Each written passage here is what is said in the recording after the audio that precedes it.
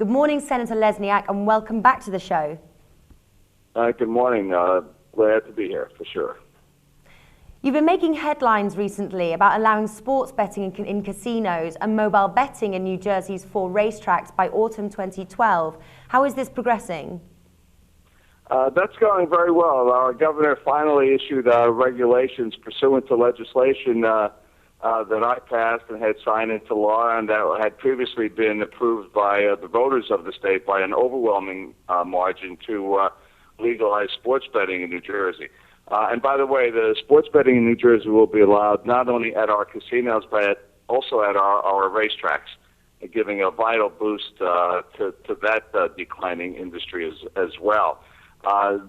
The importance of the issuing of the regulations is that it will prompt action by either the United States Justice Department or the sports leagues, particularly the NFL, to stop us from going ahead because the federal government has passed legislation back in the early 90s giving Nevada the exclusive right to have sports betting and preventing other states to allow it. We firmly believe, Governor Christie agrees with me as well, that this is clearly unconstitutional and that shortly not only New Jersey but every state in the nation will be free to take bets on sporting events as the people want and as they do every day, regardless of whether the federal government bans it or not. They're doing it with their local bookie for sure.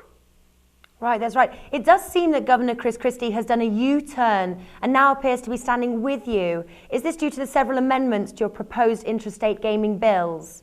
I'm not sure that he hasn't turned again. Governor Christie's first and foremost concern is his national political ambitions, and unfortunately, not for the state of New Jersey. A little editorial comment there from a Democrat. But in any event, again, the governor has gotten cold feet on supporting internet gaming after he signaled that he would support it a few months ago. As you may recall, a year ago, he vetoed my legislation that would start it going in the state of New Jersey. So quite honestly, I'm not sure where he stands right now. My intent is to get a bill on his desk by the end of June. I'm not sure if I'll be able to accomplish that because we'll need some Republican votes, and without the governor's support, I'm not sure that I'll be able to get it. So right now it's up in the air. We're certain to have it by the fall. The governor has signaled that he wants to wait until the fall to act on this, which not coincidentally is after the Republican National Convention.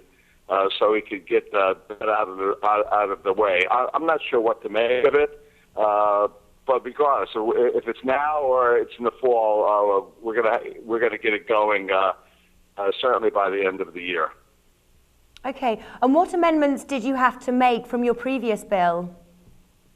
They weren't the real reasons for the governor's veto, but they were stated in there, and we certainly changed the bill to accommodate the governor. One was to ensure that internet cafes would not spring up all over the state. Our Constitution requires that casino gaming be restricted to Atlantic City, and therefore the legislation only allows internet gaming licenses to be issued to Atlantic City casinos. So what we did was we clamped down on any advertising or organized efforts to have internet cafes advertising and supporting internet gaming going on commercial premises. We took out. I wanted to use some of the revenues.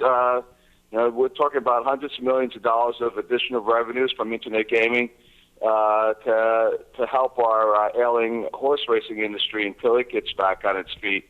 The governor opposed that, so I took that out. And that's just about it. I think the real change of heart from Governor Christie was the fact that Harrah's and Borgata, which are Atlantic City casinos, but also national casinos headquartered in Nevada, have finally come to the realization that the federal government is never going to allow internet gaming nationally, and that it has to happen state by state. I want New Jersey to be the first. I want us to be the hub for other states to tie into. We have the expertise, we have the financial ability. I want New Jersey to be the Silicon Valley of internet gaming for the United States, and I think we're going to get there before the end of the year.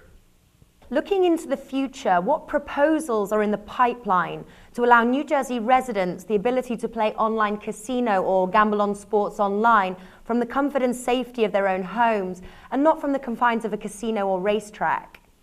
I'm not sure I understand the question, but let me make something clear. The federal government would still ban any internet gaming on sporting events. The law would have to change on that. I believe that when we win in federal court allowing sports betting, that we'll be able to get the federal government to also allow it over the internet. Other than that, I believe we'll be up and operational before the end of the year. So if New Jersey residents, by the way, I have friends who are playing poker online every day or every other day or once a week at least. Mm-hmm. I was surprised to learn that. So it's a pretty common occurrence here in New Jersey. We're just going to make it legal and allow our residents to enjoy the pleasure of playing poker or other casino games online. To clarify, I have viewers who perhaps misunderstand your definition of online gambling. When you use the term, do you mean gambling via the internet from anywhere or within designated areas like you were mentioning before? For example, casinos, and then only if you were a paying customer of that casino? Oh, yeah. Well, no. We would allow it anywhere within the boundary of the state of New Jersey. To end the interview, I have one final question. Do you think it is the right of an American adult to be able to decide whether to play, bet, and gamble online from his or own home?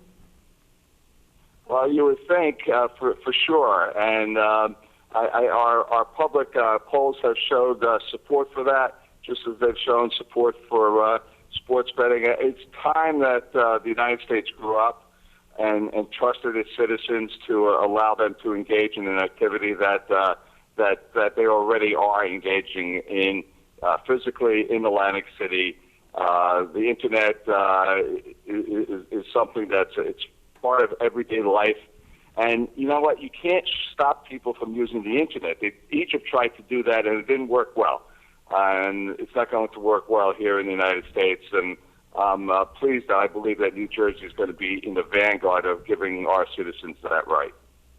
Okay, great stuff. I like your answer there, Senator Lesniak. Thank you again for talking with us. It has been a pleasure.